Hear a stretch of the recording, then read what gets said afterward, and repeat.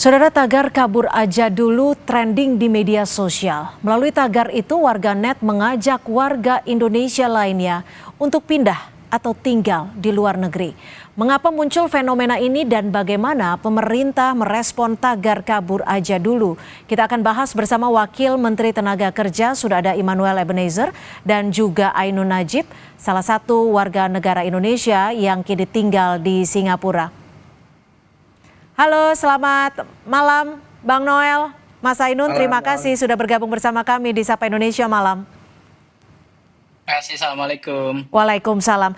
Bang Noel, Anda kan sudah memberikan tanggapan ya terhadap tagar kabur aja dulu. Ini tanggapan Anda bisa dikatakan cukup kontroversial karena Anda menanggapinya sambil berkelakar. Ini cerminan dari tanggapan pemerintah secara resmi? Ya yang pasti bukanlah. Orang ditanyanya juga kita lagi jalan lagi. Anda kan tapi perwakilan pemerintah juga, Bang. Iya, saya sebagai pemerintah. Tapi yang nanya itu menyampaikan nggak bahwa Pak saya wartawan, Pak saya dari A, B, C, D. Enggak, ditanyain sebenarnya apa. Saya pikir kan humas kementerian. Gitu. Dia bilang ya karena saya anggap pertanyaan biasa aja, pengen nanya-tanya tagar. Saya nggak ngerti tagar apa. Karena kan saya di Kementerian Tenaga Kerja kan lagi fokus kerja. Nggak ngurusin tagar. Makanya saya bilang saya nggak ngurusin tagar. Mau kabur aja, saya bilang jangan balik lagi ya, saya gitu. Bang Noel, ini kan tagar sebenarnya sudah cukup lama menjadi tren dan juga sudah viral. Anda sebagai Wakil Menteri Tenaga Kerja, apa yang akan dievaluasi? Melihatnya ini hal sepele kah atau hal seperti apa? Karena ini ada yang menyebut bahwa ini adalah cerminan dari kaum muda yang putus harapan, sulitnya mencari kerja di Indonesia.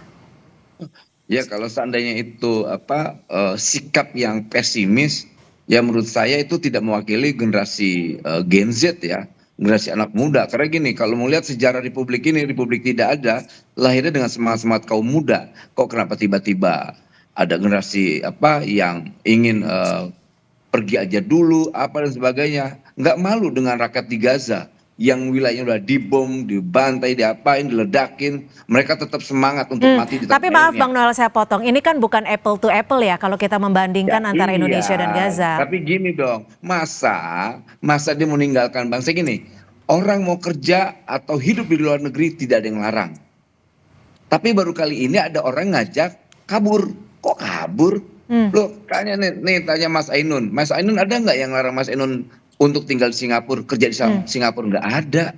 Tapi data dari Kemenaker sendiri, pengangguran di Indonesia berapa nih datanya untuk usia-usia produktif?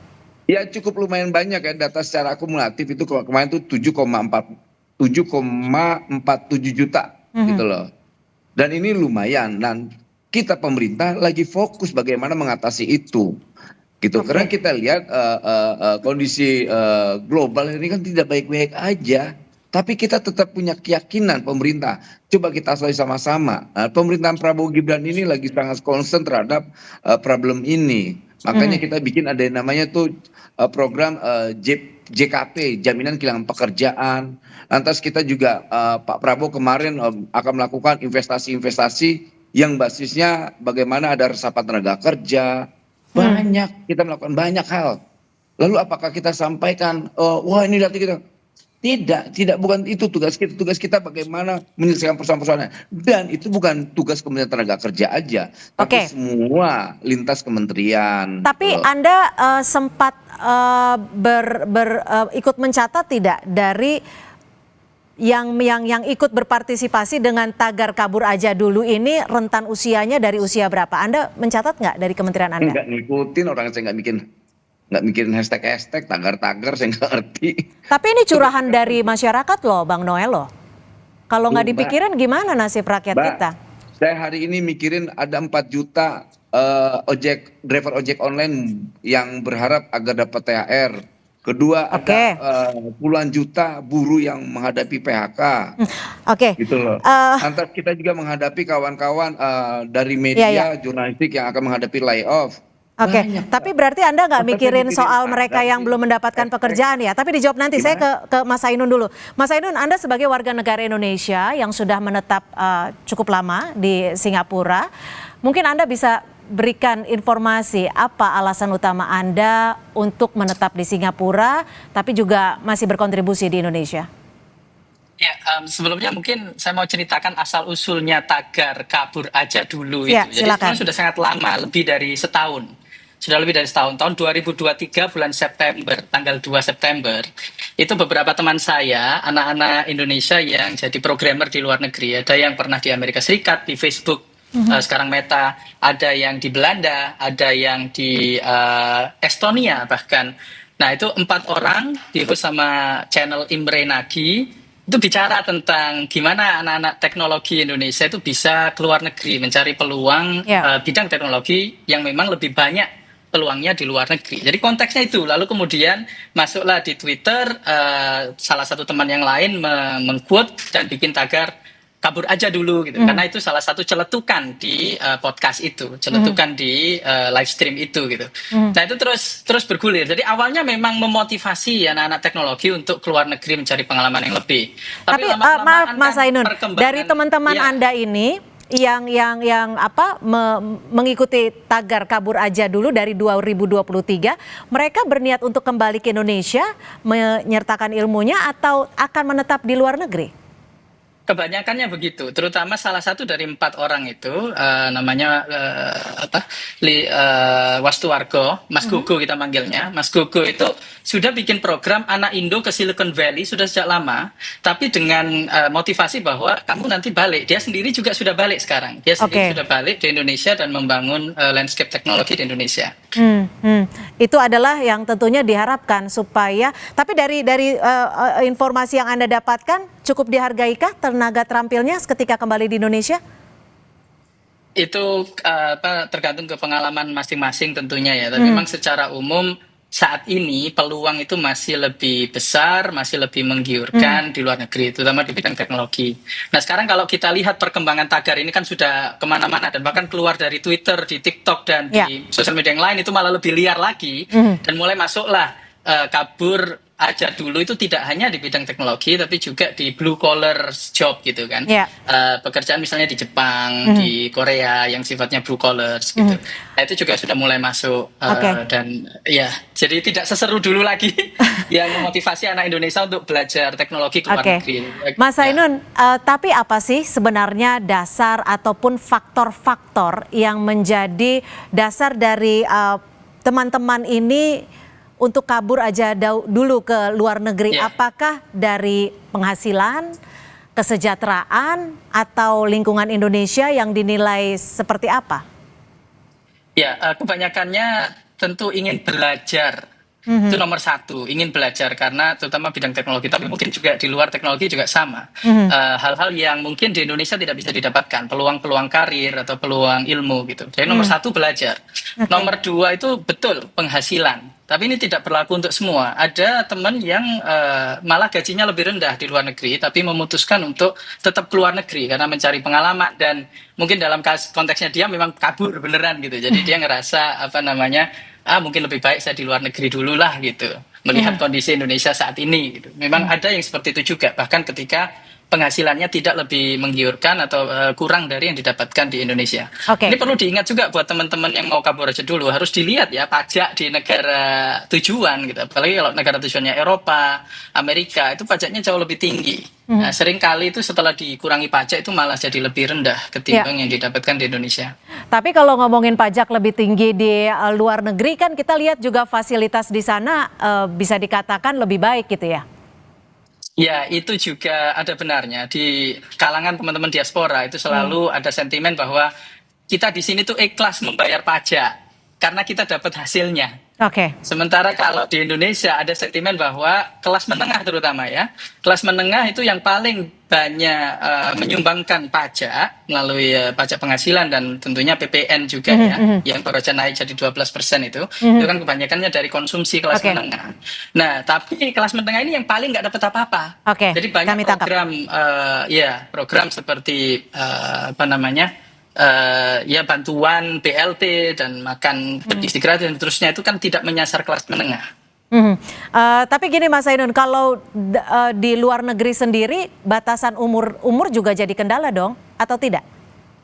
Nah, ini yang menarik. Kayaknya Indonesia sangat tertinggal. Indonesia itu terlalu membatasi umur. Jadi ada juga yang kabur ke luar negeri, kabur aja dulu karena di Indonesia tidak dapat pekerjaan karena usianya sudah lewat batas minimal usia. Banyak juga yang seperti itu.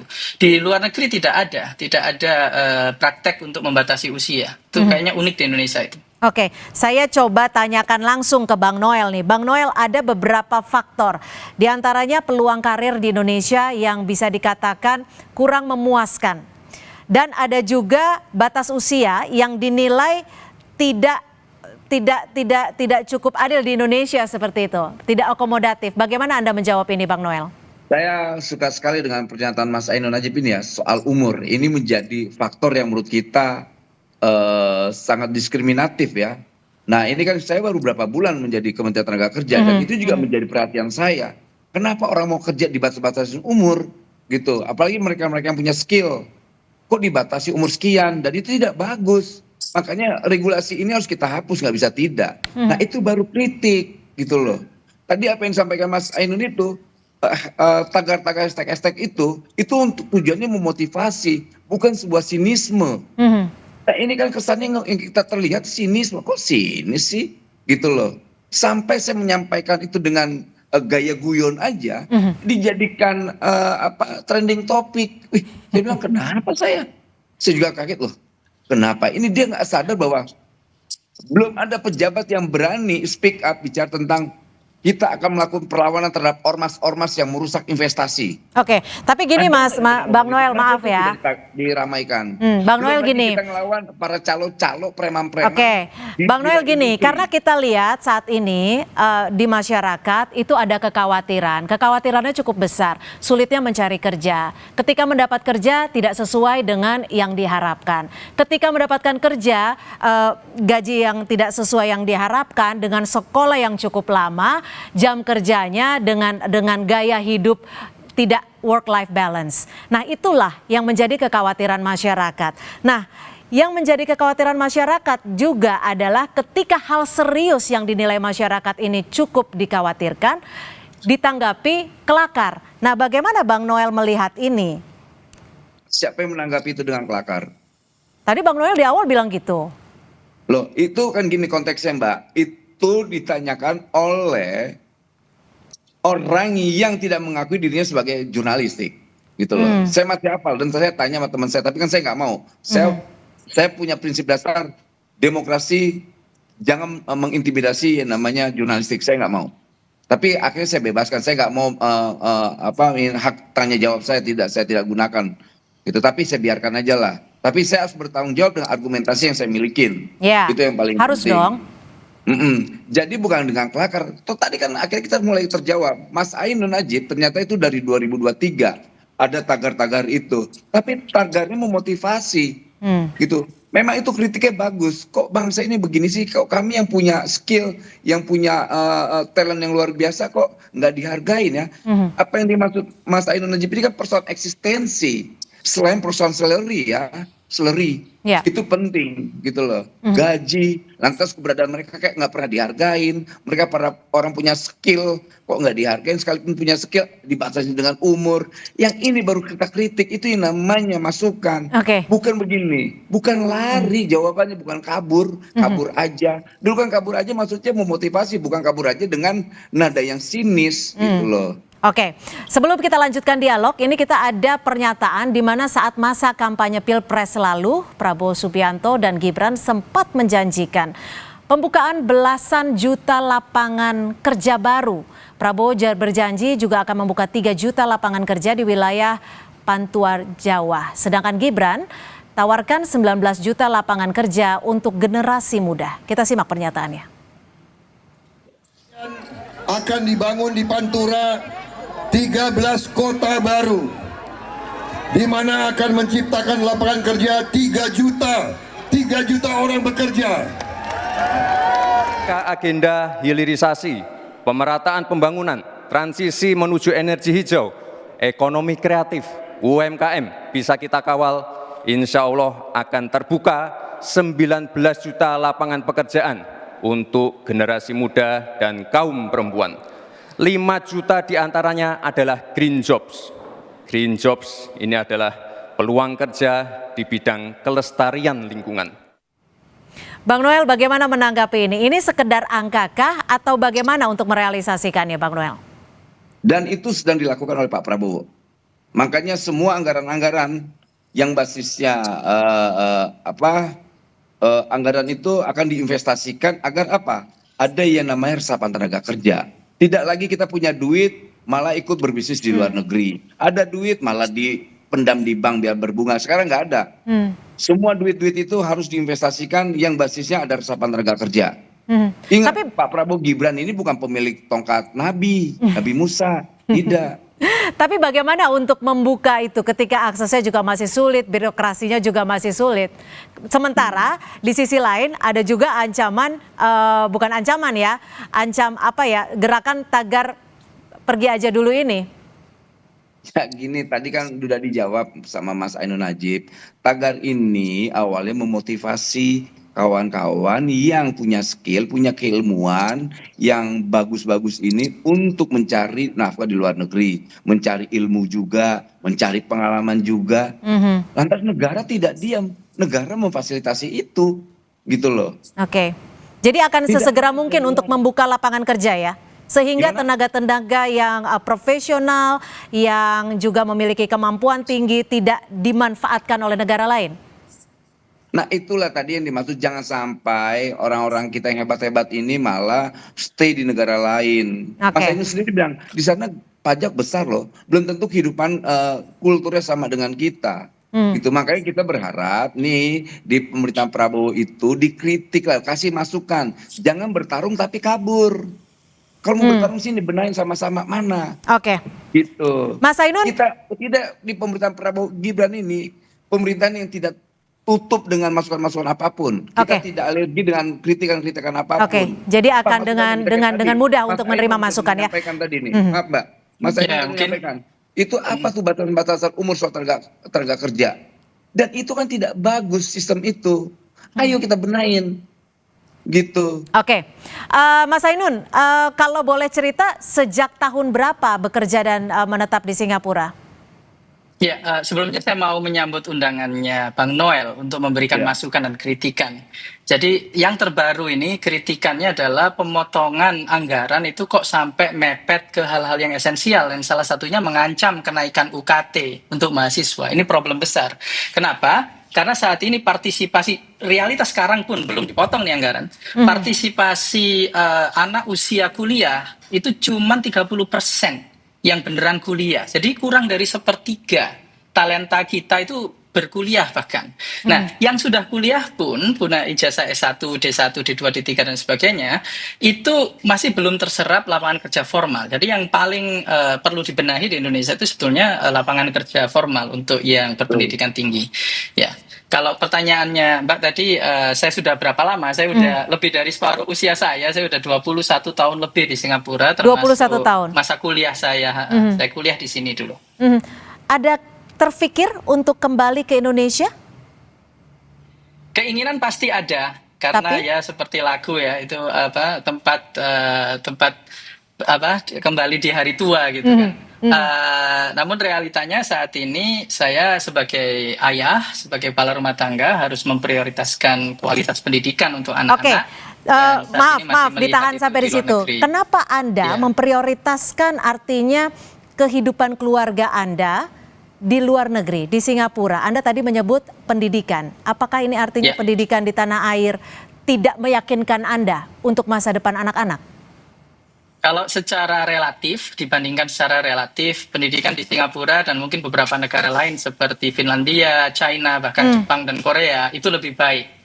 Lebih baik daripada Indonesia secara relatif, secara rata-rata. Kalau kita, kalau pertanyaannya Mbak tadi kan, apakah di Indonesia tidak memberikan masa depan? Oh, tentu saja, tapi itu aksesnya tidak setara. Jadi hanya yang privilege saja di Indonesia yang bisa menikmati kualitas pendidikan. Saya pernah ngitung Mbak, believe it or not ya, untuk mendapatkan kualitas pendidikan yang sama, nih, di Indonesia itu lebih mahal loh daripada di Singapura. Beneran, di Indonesia lebih mahal daripada di Singapura. Gitu. untuk Ya. kualitas yang sama. Ya, saya juga sempat hitung-hitungan tuh kalau hitungan biaya ya dengan level pendidikan dan juga kurikulum yang sama Iya. di luar negeri. Tapi Mas Ainun, ini kan juga ada respon lain nih dari menteri lain. Pak Nusron Wahid menyebut bahwa hashtag kabur aja dulu itu tidak nasionalis. Bagaimana Anda merespon ini? Ya, pertama-tama Gus Nusron kan teman saya, Ya. sama-sama orang NU. Salam buat Gus Nusron. Apa namanya? Kalau soal tidak nasionalisme ini sebuah tuduhan yang sudah sering kami dengar sebagai diaspora gitu. Dan mungkin itu juga yang memotivasi saya untuk selama ini, meskipun saya tidak secara fisik di Indonesia, saya selalu mengajak teman-teman diaspora untuk berkontribusi. Seperti kita bikin kawal pemilu tahun 2014, 2019, 2024, kita bikin kawal COVID selama pandemi untuk membantu informasi dan akses layanan kesehatan semasa pandemi COVID. Dan berbagai macam inisiatif kawal yang lain yang dilakukan oleh teman-teman diaspora. Jadi kami itu tetap cinta tanah air dan ya hubbul watani minal imani juga sebagai orang NU, dan berada di luar negeri ataupun kabur gitu ya, kabur aja dulu itu tidak perlu dilihat secara negatif seperti itu. Oke, tapi apa sih dulu sekitar 20 tahun lalu Anda memilih untuk mulai menetap di Singapura? Dipicu oleh apa? Ya, kalau boleh jujur, saya dapat beasiswa di Singapura, dan kalau saya nggak dapat beasiswa itu, saya kemungkinan putus kuliah. Makanya ini saya concern besar dengan kenaikan UKT, resiko kenaikan UKT ini saya kritik tadi itu ya. Jadi Kalau Anda saya bisa bilang hampir negara lain yang putus menyelamatkan kuliah, pendidikan atau yang Anda lain. dong ya? Iya, waktu itu belum ada LPDP juga gitu. Jadi saya juga agak concern kalau sampai LPDP dan beasiswa yang lain yang membantu talenta kita untuk maju ke tingkat global itu juga kena pemangkasan anggaran, itu sangat-sangat concerning sekali. Termasuk Olimpiade, saya dulu alumni Olimpiade Matematika dan tahun ini terancam tidak bisa berangkat loh. Adik-adik saya itu tidak bisa berangkat karena pendanaan untuk memberangkatkan tim Olimpiade Matematika, Fisika, Kimia, Komputer dan sebagainya itu dipangkas. Baik. 90% kalau nggak salah pemangkasan. Ini tentunya menjadi catatan bagi pemerintah ya. Terima kasih sekali Mas Ainun Najib sudah memberikan perspektifnya, dan tentunya ini pasti masukan yang besar juga untuk Bang Noel, dan mudah-mudahan akan ada diskusi lainnya untuk kita membahas lebih dalam lagi. Terima kasih Mas Ainun, Bang Noel sudah berbagi perspektif di Sapa Indonesia Malam hari ini.